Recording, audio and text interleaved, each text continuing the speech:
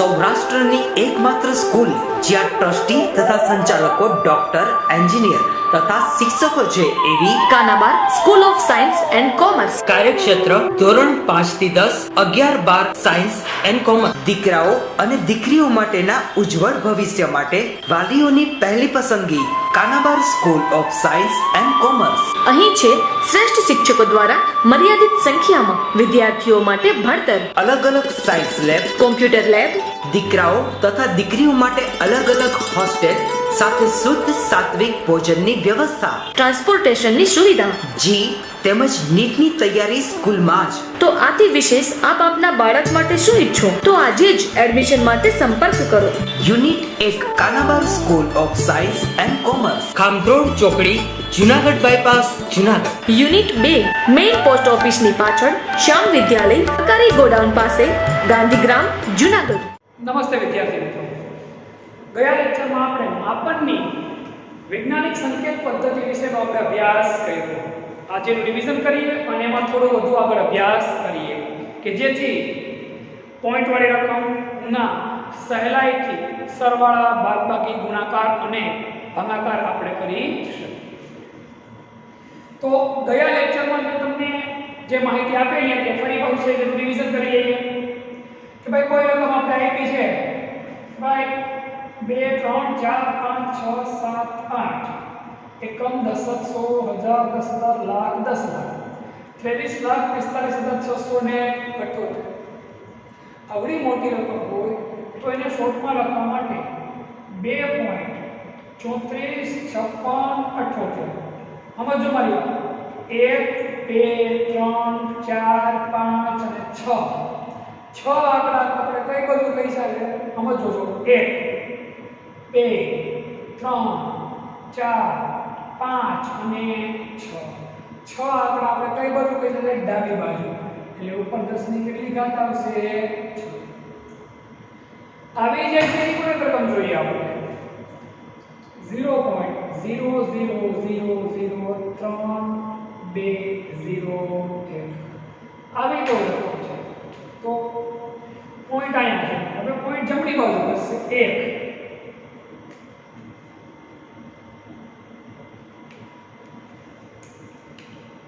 1 2 3 4 અને 5. જમણી બાજુ આપણે કેટલા સ્ટેપ પોઈન્ટ ખસેડ્યો તો કે 5. 3.201 ગુણ્યા 10 ની 5 ઘાત. પણ અહીંયા ઘાત કેટલી આવશે? માઈનસ. શું કામ -5 ઘાત આવે? કારણ મેં તમને ગઈકાલે કીધું હતું એ મુજબ જ્યારે તમે પોઈન્ટને ડાબી બાજુ ખસેડો ત્યારે ઘાત કેવી બનશે? પ્લસ. અને તમે જ્યારે પોઈન્ટને જમણી બાજુ ખસેડો ત્યારે ઘાત કેવી બને તો કે માઈનસ બને. ત્યારબાદ આપણે થોડા સરવાળા અને બાદબાકી વિશે સમજણ મેળવવાની હતી, થોડી ગુણાકાર અને ભાગાકાર વિશે સમજણ મેળવવાની હતી. તો આપણે પહેલા ગુણાકાર અને ભાગાકાર વિશે સમજણ મેળવીએ, પછી આપણે સરવાળા અને બાદબાકી વિશે સમજણ મેળવીએ. ગુણાકાર અને ભાગાકાર વિશેની સમજણ તમને કહું તો તમને આવી કોઈ રકમ આપી તમને 0.0005 ગુણ્યા 0.00015 આવી કોઈ રકમ આપી. આ રકમ ચોપડીમાં નથી બના આપેલી, મેં મારી પોતાની રીતે તો કઈ રકમ છે. આવી કોઈ રકમ આપી તો આનો ગુણાકાર આપણે કઈ રીતે કરીએ? તો જો આવી રકમનો ગુણાકાર એકદમ સહેલાઈથી કઈ રીતે થાય તો જો 1 2 3 અને 4 પોઈન્ટ કેટલા આંકડા આપણે ખસેડો? 4 આંકડા. એટલે મળશે 5 ગુણ્યા 10 ની -4 ગુણ્યા 1 2 3 4 અને 5. સમજો પોઈન્ટ 1 2 3 4 અને 5 15 ગુણ્યા 10 ની -5. હવે તમને સહેલાઈથી આવડી જાય 15 50 75 ગુણ્યા આધાર સરખા તો ઘાતનો શું થાય? સરવાળો. શું શું થાય? સરવાળો. ક્યારે ગુણાકાર હોય ત્યારે 10 ની -4 ઘાત વત્તા 10 ની -5 તો 75 ગુણ્યા 10 ની -9 અને તમે આ પણ લખી શકો 7.5 ગુણ્યા 10 ની -8 આ સહેલાઈથી આપણે જવાબ આવી જાય. આ રીતે કરો તો સહેલાઈથી જવાબ આપણે આવી જાય. હવે ચોપડીમાં એક રકમ આપેલી છે એમાં થોડી એવી ભૂલ છે. જોઈ લે કઈ રકમ છે તે આપણે 2.7 ગુણ્યા 10 ની -3 ઘાત 2.7 ગુણ્યા 10 ની -3 ઘાત ભાંગા એટલે કે છેદમાં છે 5.5 ગુણ્યા 10 ની -4 ઘાત આવી એક રકમ ચોપડીમાં આપેલી છે. હવે જો આવી રકમ આપેલી હોય ત્યારે શું થાય છે તો જો 2.7 એમના 5.5 એમના 10 ની -3 ઘાત એમના 10 ની -4 ઘાત છેદમાં છે ઉપર જાય તો કેવી થઈ જાય 10 ની +4 ઘાત કેવી થઈ જશે 10 ની +4 ઘાત. હવે જો 2.7 ભાગ્યા 5.5 આપણે કરવા પડે તો આના માટે આપણે ફરજિયાત શું કરવું પડે તો કે ભાગાકાર 27 ભાગ્યા 55 કરવા જ પડે 0.2 એટલે 270 થઈ જાય 4 વડે ભાગશા ચાલે 55 ગુણ્યા 4 એટલે 220 કેટલા વધ્યા તો કે 50 વધુ એક 0 મૂકો એટલે કેટલા થઈ ગયા 500. હવે કેટલા વડે ભાગાશે તો કે 9 વડે ભાગાશે 9 વડે કેટલા થાય 455 100 ઘાત 5 એટલે હું જવાબ આવ્યો પાસે 0.409 ગુણ્યા 10 ની -3 ઘાત ગુણ્યા 10 ની 4 ઘાત એટલે આધાર સરખા હોય એટલે ઘાતનો શું થાય સરવાળો 0.409 ગુણ્યા 10 ની 1 ઘાત એટલે શું થશે 4.09. આ જવાબ આપણો બને. ચોપડીમાં સેજની ભૂલ છે તો એ ભૂલ તમે સુધારી નાખજો. ક્યારેક બનતું હોય આ રીતે. એટલે આ રીતે તમે સહેલાઈથી ગુણાકાર અને ભાગાકાર કરી શકો. જો તમને આ વૈજ્ઞાનિક સંકેત પદ્ધતિ સરખી રીતે આવડતી હોય તો એમાં થોડા વધુ આપણે આગળ વધીએ તો સરવાળાને બાદબાકી યાદ રાખજો જ્યારે કોઈ સૂક્ષ્મ કે કોઈ મોટી રકમ હોય ત્યારે સરવાળાના બાદબાકીના કરવાના હોય ત્યારે એની ઘાત હંમેશા કેવી રાખવી પડે સરખી તો જ સરવાળા બાદબાકી થાય બાકી સરવાળા બાદબાકી થશે નહીં. ઘાત હંમેશા કેવી રાખવાની તો કે સમાન. કઈ રીતે કે રકમ જોઈએ આપણે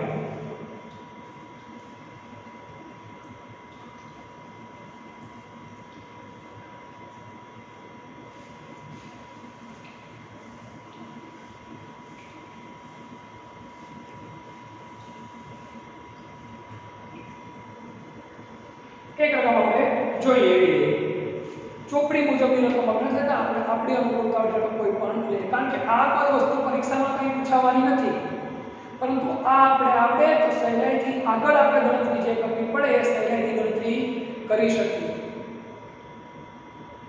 આ તમારી સમજણ માટે છે બાકી આમાં વધુ કાંઈ ટાઈમ દેવાની જરૂર તમારે કોઈ કે મારે નથી. જોઈએ કઈ એક રકમ છે તમને 0.0042 અને એક રકમ છે 0.12 ગુણ્યા 10 ની -2 ઘાત આવું છે. આ બેનો સરવાળો કરવાનો તો શું કરવું તો કાં આ રકમમાં ઘાત ઉમેરવી પડે અથવા આ રકમમાંથી આપણે ઘાતને દૂર કરવી પડે. તો આપણે સહેલો આપણે શામાં ઘાત ઉમેરીએ કેટલી ઘાત ઉમેરવાની છે -2 એટલે કે 2 ઘાત. પોઈન્ટને 2 વાર આપણે કઈ બાજુ ખસેડીએ? જમણી બાજુ. 1 અને 2 0.42 ગુણ્યા 10 ની માઈનસ 2 ઘાત વત્તા 0.12 ગુણ્યા 10 ની માઈનસ 2 ઘાત. હવે આ 10 ની માઈનસ 2 ઘાત છે બરાબર છે, એકદમ જ મૂકી દેવાની, એમાં કોઈ ફેરફાર કરવાનો નહીં, કારણ કે એ સરવાળો છે. 0.42 વત્તા 0.12 એટલે આવ્યું 0.54. આ રીતે તમે ગુણાકારે કરી શકો, સરવાળાએ કરી શકો, ભાગાકારે કરી શકો, શું કરી શકો? બાદબાકી. અહીંયા બાદબાકી હોય તો પણ આમ જ થાય કે ભાઈ 0.42 ગુણ્યા 10 ની માઈનસ 2 ઘાત. ઘાત કેવી કરવી પડે? સમજો.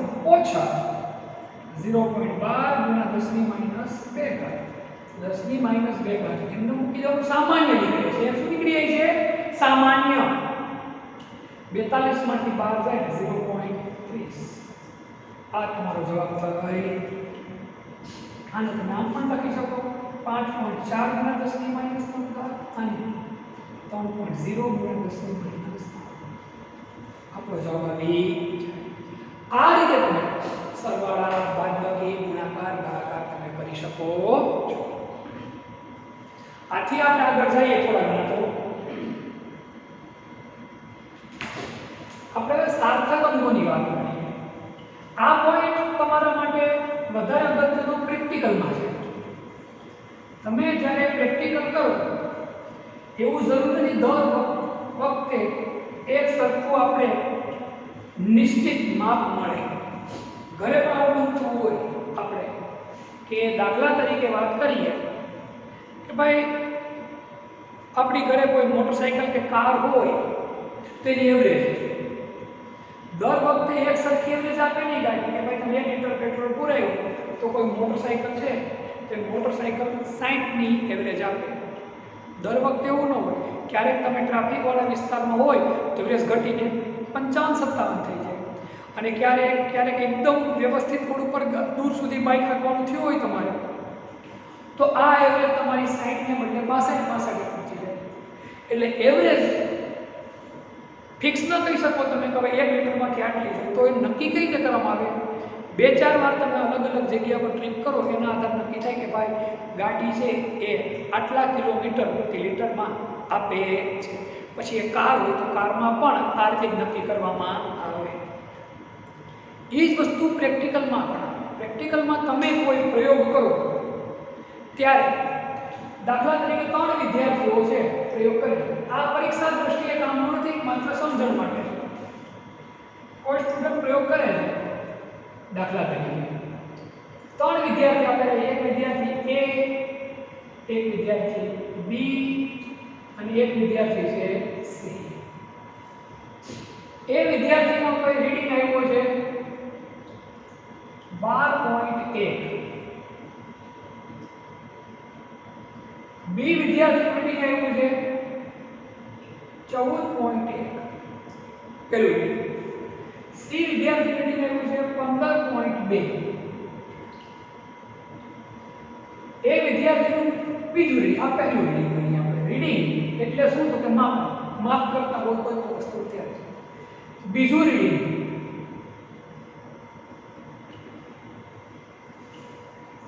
એ વિદ્યાર્થીનું 12.3. B વિદ્યાર્થીનું 15.1 અને C વિદ્યાર્થીનું આવ્યું 15.4.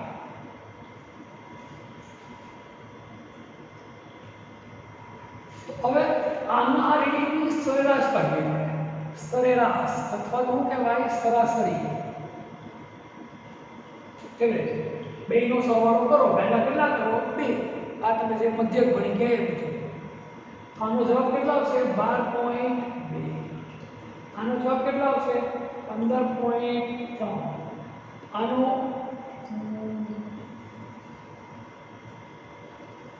14.6. અહીંયા રીડિંગમાં વેરિએશન જુદાપણું તમને વધારે જોવા એટલા માટે આ રીડિંગને સાર્થક રીડિંગ કહેવાય. જેટલું પહેલું રીડિંગ અને બીજા રીડિંગ વચ્ચેનો તફાવત ઓછો એટલા તમારા રીડિંગ કેવા કહેવાય? સાચા. ખાસ કરીને તમે જ્યારે પ્રયોગ કરો ત્યારે પ્રયોગશાળામાં જ્યારે તમને પ્રયોગ કરાવવામાં આવે કે પ્રેક્ટિકલ એક્ઝામ વખતે પ્રયોગ કરો તમે ત્યારે જે કોઈ પણ તમને ગ્રાઉન્ડમાં આપેલા હોય એનું પહેલાં માપન સાહેબે એની રીતે કરેલું હોય.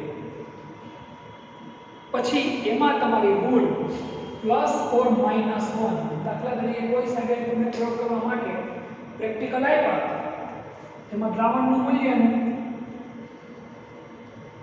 19.3 છે સાહેબનું, અને તમને પ્રેક્ટિકલ કરવા માટે આપ્યું. પ્રેક્ટિકલમાં તમારું મૂલ્ય પ્લસ માઇનસ 1 એટલે કે 19.3 ને બદલે 19.4 પણ આવે કે 19.2 પણ આવે તો માર્ક્સ તમારા કાંઈ કપાય. પણ પછી જેમ જેમ મૂલ્ય વધતું જાય કે ઘટતું જાય એમ તમારા માર્ક્સ શું થવા માંડે? ઘટવા માંડે. એટલે જેટલું તમારું રીડિંગ વ્યવસ્થિત એટલી તમારી ચોકસાઈ વધારે સારી કહેવાય. બીજી ભાષામાં જેટલી તમે વ્યવસ્થિત ચોકસાઈથી કામ કરશો એટલું રીડિંગ તમારું પરફેક્ટ થાય. આ વસ્તુ તમને વધારે અગત્યની કેમાં છે તો કે ભાઈ પ્રયોગશાળામાં. કેમાં? પ્રયોગશાળામાં અલગ અલગ પ્રકારના પ્રયોગો કરવા માટે તમને ઉપયોગી સાબિત થાય એમ છે. આથી આપણે વાત કરીએ આપણે તો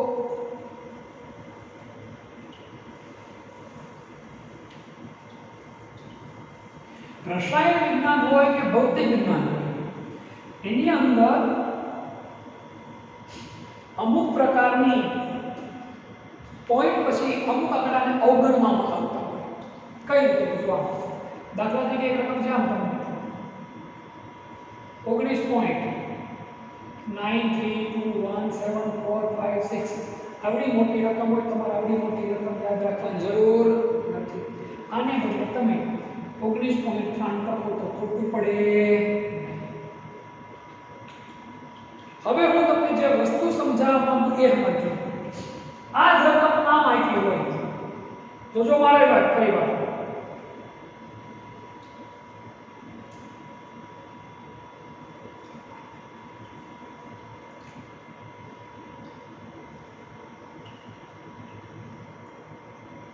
અહીંયા બગડો હતો અહીંયા શું થઈ ગયો? સગડો. તો તમારે શું લખવાનું? 19.9 અહીંયા તગડાને બદલે શું કરી નાખવાનું? ચોગડો. પાંચડા કરતા મોટી રકમ હોય એટલે આ રકમ હોય એનાથી મોટી રકમ લખી નાખવાની. 5 કરતા નાની રકમ હોય તો આને આ જ રકમ લખવાની. સમજો, પાંચડા કરતા મોટી રકમ હોય તો તમે કઈ રકમ લખી શકો? એના કરતા 5 કરતા નાની હોય તો એની જ રકમ લખી નાખો. હવે મગજમાં પ્રશ્ન ઊભો થાય કે સાહેબ 5 હોય તો એવી એક રકમ લઈ આપણે અહીંયા અલગથી રકમ લઈ આપણે 8.425 અહીંયા રકમ લે 8.435 આ રકમ છે. હવે જોજો બધા ભાઈ અહીંયા કેટલા છે? 5. 5 કરતા વધુ હોય તો કોઈ બેને બદલે કેટલા મૂકી દો? 3. 5 કરતા ઓછી હોય તો કેટલા રાખવાના? 2. પણ 5 છે તો શું કરવાનું? તો જો 5 હોય તો એની આગળનો જો બેકી હોય તો એમને એમ જ મૂકી દેવાનો. એની આગળનો કયો હોય? બેકી, તો એમને. અને જો આગળનો એકી હોય તો પછી એની આગળનો આગળનો શું છે? અહીંયા એકી. માટે એકી અંક હોવાથી એક અંક શું કરવું પડે? વધારે. બેકી અંક હોય એટલે કે અંક વધારવો પડે. આ વસ્તુની આપણને ખ્યાલ હોવી. આ રીતે વધારાના આંકડા આમ દૂર કરવામાં આવે. પોઈન્ટ પછી 2 આંકડા સુધીનો જવાબ હોય એ ઇનફ ગણાય છે એટલા. પછી શૂન્યની કેટલીક કિંમતો વિશે માહિતી આપેલી છે. એ નોન ઓફ યુઝ પોઈન્ટ કહેવાય. આપણને બધાને ખબર છે ક્યારે શૂન્ય કામનું ને ક્યારે શૂન્ય કામનું નહીં. એક બેના સાદા એક્ઝામ્પલ તમને કહી દઉં, વધુમાં ડિટેલમાં જવું નથી. કે દાખલા તરીકે આ બિંદુ કામનું, આ બિંદુ કામનું 10 કેટલા થઈ ગયા 100 1000. આ બિંદુ કામનું નહીં. હજી એક બિંદુ કરો કામનું, હજી એક બિંદુ કરો કામનું. હું કામ નહીં? કિંમત તો કેટલી ગણી? એક જ ગણાય. તો ક્યારે શૂન્યની કિંમત કેટલી હોય એ સમજણ ખાલી આપેલી છે.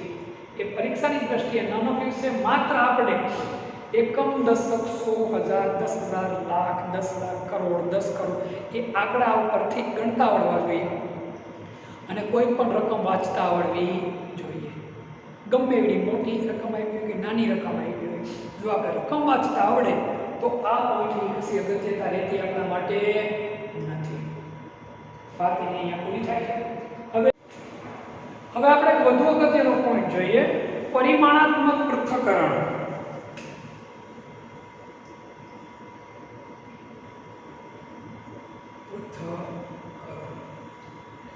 પરિમાણાત્મક પૃથ્થકરણ આમાં શું હોય તો કે એક એકમને બીજા એકમમાં કન્વર્ટ કરવું. એટલે કે મોટા એકમને નાના એકમમાં શું કરવું તો કે રૂપાંતરિત કરવું. કઈ રીતે તો જોઈએ. તમને એમાં આપેલું હોય, ચોપડીમાં આપેલું છે એ મુજબ ના જ આપણે ઉદાહરણ જોઈએ. તો કે ભાઈ 3 ઇંચ ના લોખંડના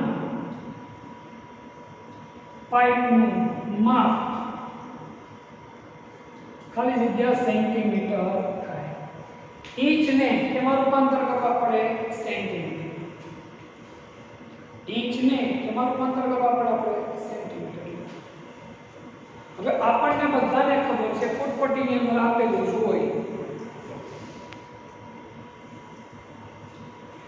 2.54 સેન્ટીમીટર બરાબર 1 ઇંચ થાય. ફૂટપટ્ટીની અંદર આપણે 2.50 આપેલું, ખરેખર એક્ઝેક્ટ 2.54 સેન્ટીમીટર બરાબર 1 ઇંચ થાય. ઇંચને ઇંગ્લિશમાં એકમમાં ઇંચ તરીકે પણ લખવામાં આવે છે. 2.54 સેન્ટીમીટર કેટલા ઇંચ થાય? 1 ઇંચ. બીજી ભાષામાં વાત કરીએ તો 1 ઇંચ બરાબર 2.54 સેન્ટીમીટર.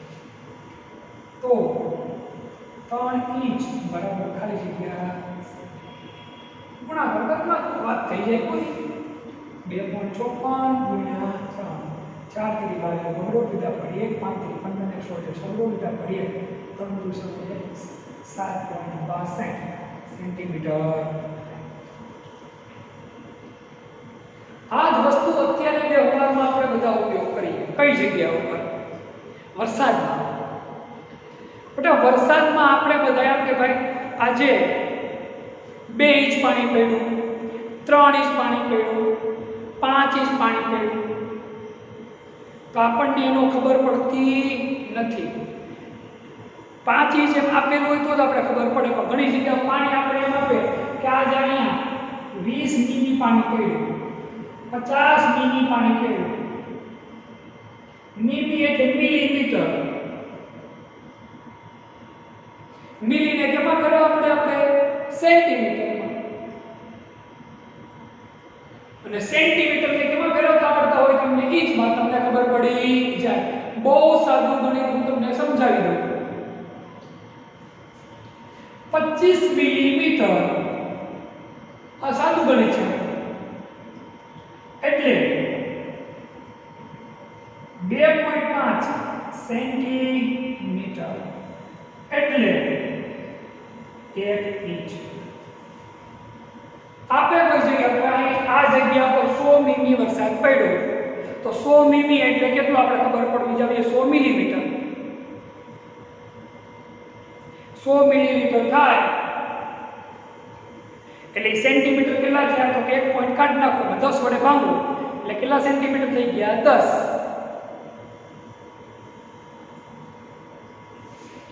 તો ઈ જ કેટલા છે ઈ તમને ખબર પડી જાવી જોઈએ. આ રીતે ગણતરી કરો તમે 4 ઇંચ વરસાદ થાય 2.5 વડે એને ભાગો એટલે ખબર પડી જાય કેટલા ઇંચ વરસાદ થયો કહેવાય 4 ઇંચ વરસાદ થયો. આ રીતે જો તમે ગણતરી કરો તો કોઈ દિવસ ભૂલ પડે. આ ગણતરી તમને ખ્યાલ હોય તો વરસાદ કેટલો થયો તમને આઈડિયા આવી જાય. વરસાદ માપવા માટે તેનું યંત્ર આવે. વરસાદ માપક યંત્ર ખાસ પ્રકારની બોટલ હોય એમાં પાણી પડે એ પાણીને કેટલા સેન્ટીમીટર કેટલા મીટર મિલીમીટર સુધી માપવામાં એ રીતે આવે છે. પણ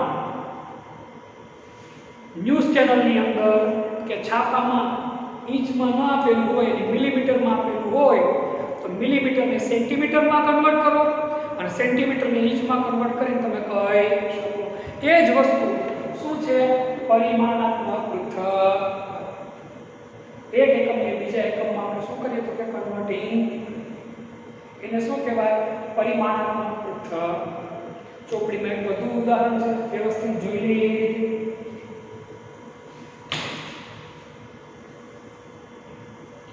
આ વસ્તુ નોર્મલી પરીક્ષાની અંદર આવતી નથી પરંતુ આવડે ને તો આપણે ગણતરીઓ પ્રમાણમાં ઝડપથી કરી શકીએ. ગણતરીઓ કેવી કરી શકીએ આપણે ઝડપથી કરી શકીએ. વધુ એક આવી એક રકમ છે ચોપડીમાં એક જરા જોઈ લઈએ કે ભાઈ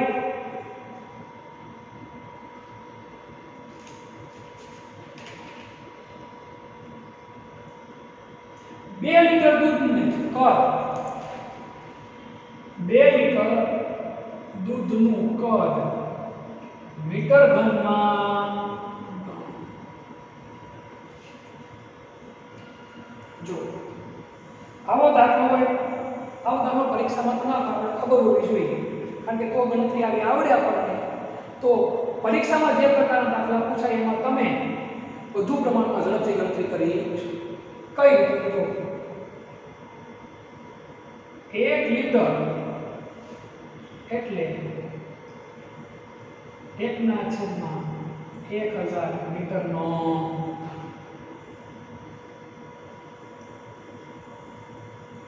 હવે જો આપણું દૂધ કેટલું છે 2 તો 1 લીટર ગુણ્યા મેં શું કર્યા અહીંયા પણ મેં 2 વડે ગુણ્યા ઈ જ 2 વડે બધા ગુણ્યા અહીંયા પણ ડાબી અને બંને પર જમણી બાજુ સરખી રીતે ગુણાકાર મીટરનો તો 2 ગુણ્યા કેટલા થઈ ગયા 2 ગુણ્યા કેટલા થઈ ગયા 2/1000 મીટરનો 1000 ને 10 ની મીટરનો 10 ની કમ ઘાત ઉપર જાય તો કેવી થઈ જાય માઈનસ ઘાત ઉપર જાય તો પ્લસ થાય તો માઈનસ. આવી ગયો આપણો. આ રીતે તમે ગણો તો સહેલાઈથી તમને આવડી જાય. વધુ એક ચોપડીમાં એક્ઝામ્પલ આપણે આપેલું છે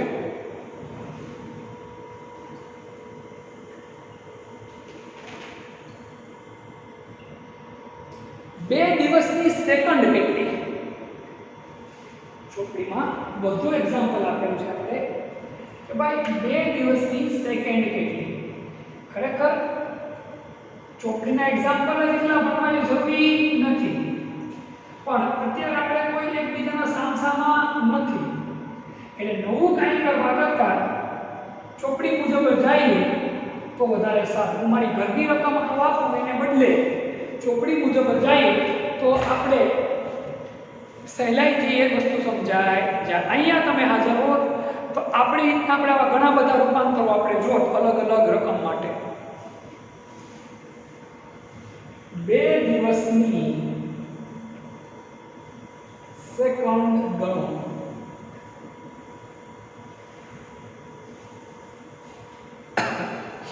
હવે 1 દિવસની કલાક કેટલી આપણે ખબર હોવી જોઈએ. 1 દિવસ એટલે કેટલી કલાક 24 કલાક. 2 દિવસ એટલે કેટલી કલાક? 2 ગુણ્યા 24 એટલે કેટલી કલાક થાય? 48 કલાક.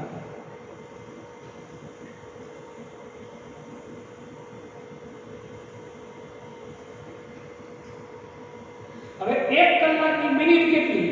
60.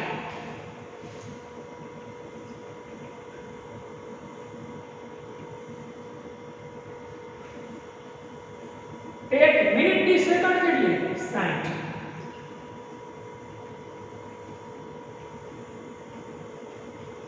તેથી કલાક કેટલી? 48. 2 દિવસની 48 લખો તો 2 ગુણ્યા 24 લખો, ખોટું પડે નહીં. કલાક લખ્યા પછી એની મિનિટ કરવા ફેરવો હોય તો ગુણ્યા કેટલા કરવા પડે? 60. એટલે શું થાય? મિનિટ. એને ગુણ્યા પાછા શું કરવો પડે? 60. આટલી શું થઈ ગઈ? સેકન્ડ. આનો ગુણાકાર કરો તો તમને તમારો જવાબ મળી જાય. કઈ રીતે ગુણાકાર કરો? તો કે 48 ગુણ્યા 60 36 કરતા મિનિટ. 8 તેરી 24 તો વિદા પડી 2.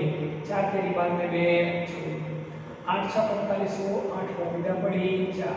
6 ચોક 24 ને 4 28. 8 8 ને 4 બારીઓ પકડો વિદા પડી 2. 4 ને 2 6 ને 1 7.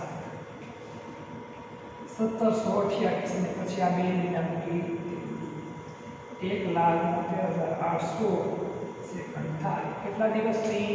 2 દિવસની. આમ તમને એક રાશિના એક એકમનું બીજા એકમમાં રૂપાંતર કરતા આવડવું જોઈએ.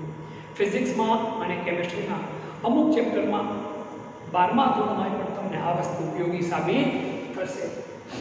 સ્ક્રીનશોટ લેવો લઈ લો. આ પણ અગત્યનો હતો. આના પછી આપણે હવે ખૂબ જ અગત્યના 5 રીતનો અભ્યાસ કરવાનો છે. એટલે આ પોઈન્ટ જોઈ લો.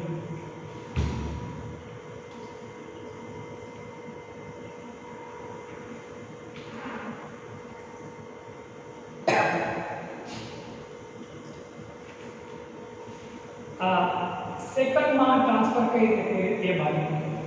હવે આપણે ખૂબ જ અગત્યના એવા રસાયણ વિજ્ઞાનના 5 નિયમો, સંયોગીકરણના જે 5 નિયમો છે એનો આપણે અભ્યાસ કરવાનો છે.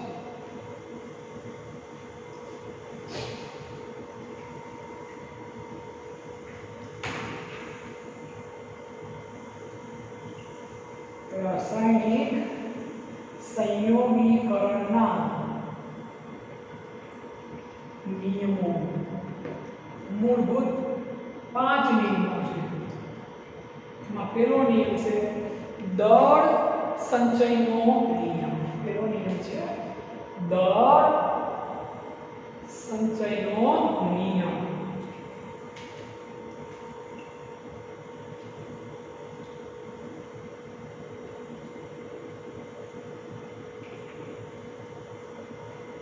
ખૂબ જ અગત્યના 5 નિયમો.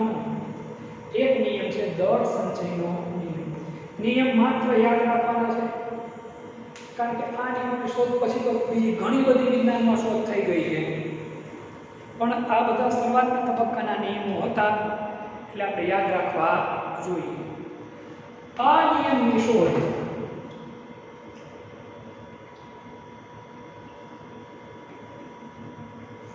ઈસવીસન 1789 એન્ટોની લેવોઇઝર નામના વૈજ્ઞાનિકે કરી. કોણે કરી? એન્ટોની લેવોઇઝરે કરી.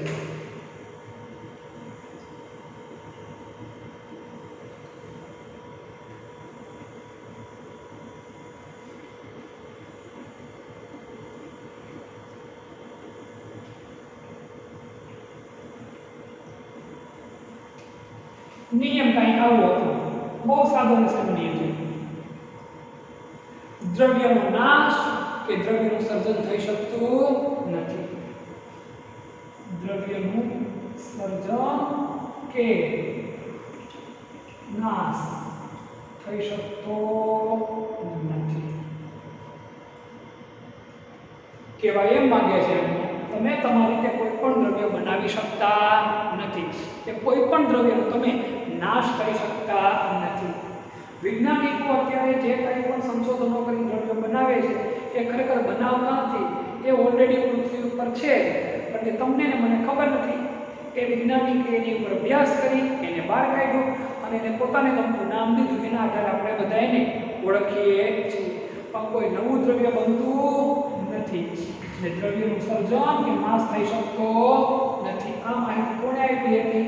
તો કે ભાઈ એન્ટોની લેવોઇઝર. કઈ સાલમાં? 1782 ની સાલમાં. આ માટે એને દહન પ્રક્રિયા ઉપર ઘણા બધા પ્રયોગો કરેલા હતા. અત્યારે પ્રક્રિયાનું દર, નિપજનું દર એ નક્કી કરવા માટે આ નિયમ જ અગત્યનો હોય છે. આ નિયમ માત્ર આટલી જ વસ્તુ યાદ રાખવાની નથી, વધારે નહીં. પરીક્ષામાં આપણે ડિગ્રી ટેસ્ટમાં પૂછીએ દર સંચયનો નિયમ લખો અથવા સમજાવો, બસ આ 2 પોઈન્ટ જ લખો તો એ ઇનફ છે. બધુંમાં લખવું હોય તો લખી શકો કે આ નિયમ માટે સમજાવવા માટે વૈજ્ઞાનિક એન્ટોની લેવોઇઝરે દહન પ્રક્રિયાનો ઘણો બધો અભ્યાસ કરેલો હતો. બાકી એ કોઈ વસ્તુની અગત્યતા વધારે નથી. આટલી જ માહિતી આપણે પકડવી જોઈએ. નિયમ લખી નાખો અથવા તમે સ્ક્રીનશોટ લઈ લો. પછી આપણે બીજા નિયમ ઉપર જઈએ.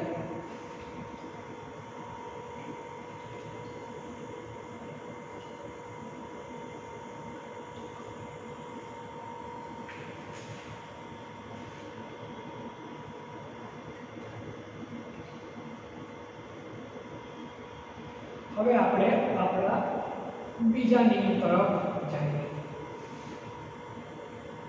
બીજો નિયમ છે નિશ્ચિત પ્રમાણનો નિયમ.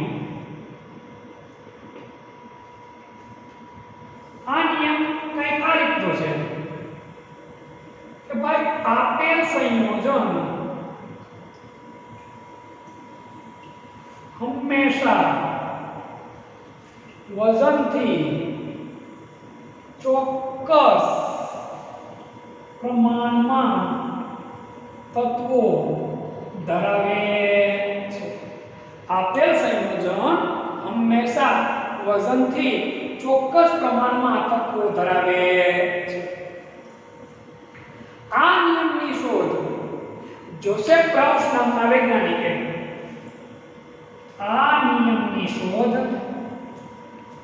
ફ્રેન્ચ રસાયણશાસ્ત્રી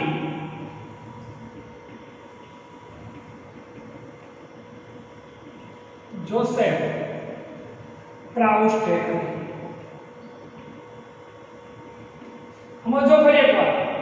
બીજો નિયમ છે નિશ્ચિત પ્રમાણનો નિયમ. કયો? તો કે નિશ્ચિત પ્રમાણનો નિયમ. નિયમ કઈ આવો છે આપેલ સંયોજન હંમેશા વજનથી ચોક્કસ પ્રમાણમાં તત્વો ધરાવે છે.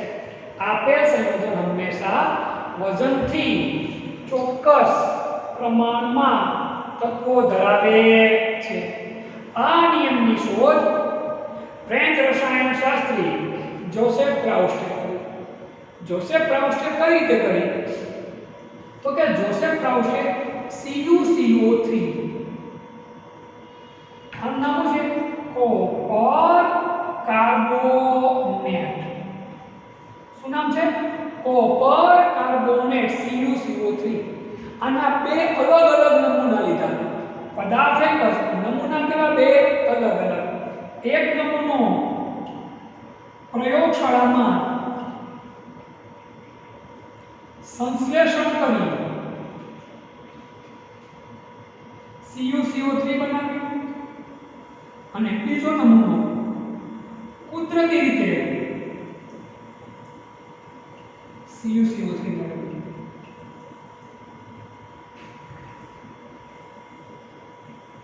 આ બંને CuCO3 ના નમૂનામાં એને અભ્યાસ કર્યો. તો આ બંને નમૂનાની અંદર મુખ્યત્વે કેટલા તત્વો હોવાના? 3. કયા 3 તત્વો? એક તો કોપર, બીજો કાર્બન અને ત્રીજો ઓક્સિજન. કયા 3 તત્વો હોવાના? કોપર, કાર્બન અને ઓક્સિજન. 3 જ વસ્તુ આની અંદર હાજર છે. કેટલી વસ્તુ હાજર છે આની અંદર? તો કે ભાઈ 3 જ વસ્તુ આની અંદર હાજર છે. હવે એને પ્રયોગશાળામાં સંશ્લેષણથી જે CuCO3 બનાવ્યું એની અંદર કોપરનું, કાર્બન અને ઓક્સિજનનું પ્રમાણ જોયું તો કેટલું પ્રમાણ મળ્યું? તો કે એમાં કોપરનું પ્રમાણ એને 51.35%, કાર્બનનું પ્રમાણ 38.91%,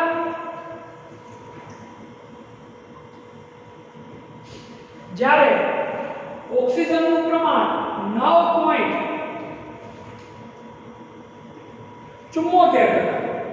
કેટલા ટકા? 74%. આ આંકડા આપણે યાદ રાખવાની જરૂર નથી. કેમાં તો કે પ્રયોગશાળામાં સંશ્લેષણ કરીને કોપર કાર્બોનેટ બનાવ્યું છે. હવે ત્યારબાદ એને કુદરતી રીતે પણ કોપર કાર્બોનેટ લીધેલો હતો એની પાસે, એનું પણ પૃથ્થકરણ કર્યું તો એમાં પણ કોપરનું પ્રમાણ કેટલા ટકા મળ્યું? એને 51.35%, કાર્બનનું પ્રમાણ 38.91% અને ઓક્સિજનનું પ્રમાણ કેટલું મળ્યું? 9.74%.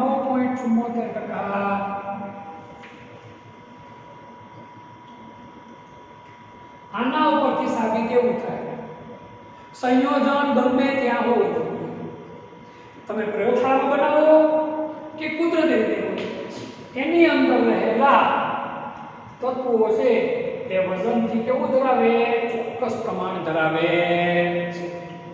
સંયોજનમાં હંમેશા વજનથી ચોક્કસ પ્રમાણમાં જ તત્વો આવેલા. સંયોજનની અંદર હંમેશા એના વજનના ચોક્કસ પ્રમાણમાં જ તત્વો આવેલા. આ માહિતી કોણે આપી? તો કે ભાઈ જોસેફ પ્રાઉટ્સ નામના વૈજ્ઞાનિકે આપી, રસાયણશાસ્ત્રી હતા. ક્યાંના? તો કે ફ્રાન્સના. આ પછી તો એને પાણી ઉપર ને બીજા ઘણા બધા પ્રયોગ કરી અને પોતાના નિયમની સાર્થકતા બતાવી. પણ સાર્થકતાની શરૂઆત ક્યાંથી કરી? કોપર કાર્બોનેટથી. ક્યાંથી? કોપર કાર્બોનેટથી. આના પર તમને ખ્યાલ પડી જાય કે ભાઈ 100 ગ્રામ કોપર કાર્બોનેટ હોય તો એમાં કેટલા ટકા કોપર હોય, કેટલો કાર્બન હોય, કેટલો ઓક્સિજન હોય. કિલો હોય તો પણ ખબર પડી જાય. માત્ર કોપર કાર્બોનેટ નહીં, તમે કોઈ પણ સંયોજનની અંદર રહેલા ઘટકોને જાણી શકો છો. જો કે અત્યારે તેનો અભ્યાસ બીજી લેટેસ્ટ પદ્ધતિઓ દ્વારા કરવામાં આવે. દવાની અંદર જે ઘટકો હોય એનું પ્રમાણ બહુ વધુ ઓછા પ્રમાણમાં હોય એ સમજવા માટે અત્યારે તો બીજા ઘણા બધા એકમો આવી ગયા છે અભ્યાસ કરવાના, જે જેમ જેમ આપણે આગળ અભ્યાસ કરતા રહીશું એમ વધારે આપણે આઈડિયા ક્લિયર થશે. આ ચેપ્ટરની અંદર પણ આપણે મોડાલિટી, નોર્માલિટી આવા 2-3 એકમો વિશે અભ્યાસ કરવાનો થશે. અત્યારે આપણે અહીંયા સુધી રાખી રાખીએ.